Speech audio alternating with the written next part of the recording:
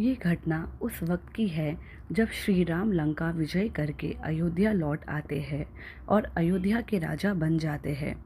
एक दिन यम देवता कोई महत्वपूर्ण चर्चा करने श्री राम के पास आते हैं। चर्चा प्रारंभ करने से पूर्व वो भगवान राम से कहते हैं कि आप जो भी प्रतिज्ञा करते हो उसे पूर्ण करते हो।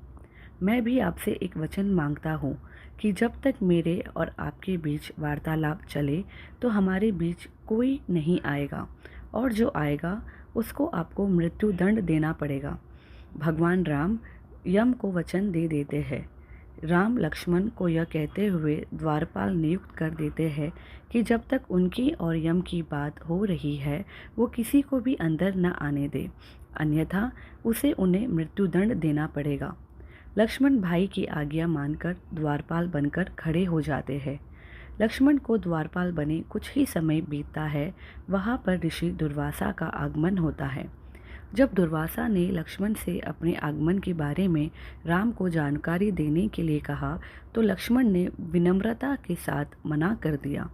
इस पर दुर्वासा क्रोधित हो गए तथा उन्होंने संपूर्ण अयोध्या को श्राप देने की बात कही। लक्ष्मण समझ गए कि यह एक विकट स्थिति है जिसमें या तो उन्हें रामाज्ञा का उल्लंघन करना होगा या फिर संपूर्ण नगर को ऋषि के श्राप से अग्नि में झोंकना होगा। लक्ष्मण ने शीघ्र ही यह निश्चय कर लिया कि उनको स्वयं का बलिदान देना होगा ताकि वो नगर वासियों को ऋषि के श्राप से बचा सके। उन्होंने भीतर जाकर ऋषि दुर्वासा के आगमन की सूचना दी। राम भगवान ने शीघ्रता से यम के साथ अपनी वार्तालाप समाप्त कर ऋषि दुर्वासा की आवभगत की, परंतु अब श्री राम दुविधा में पड़ गए क्योंकि उन्हें अपने वचन के अनुसार लक्ष्मण को मृत्युदंड देना था। वो समझ नहीं पा रहे थे कि वो अपने भाई को मृत्युदंड कैसे दे, लेकिन उन्होंने यम को वचन दिया था जिसे निभाना ही था।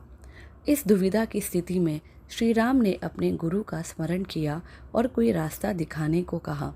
गुरुदेव ने कहा कि अपने किसी प्रिय का त्याग उसकी मृत्यु के समान ही है, अतः तुम अपने वचन का पालन करने के लिए लक्ष्मण का त्याग कर दो।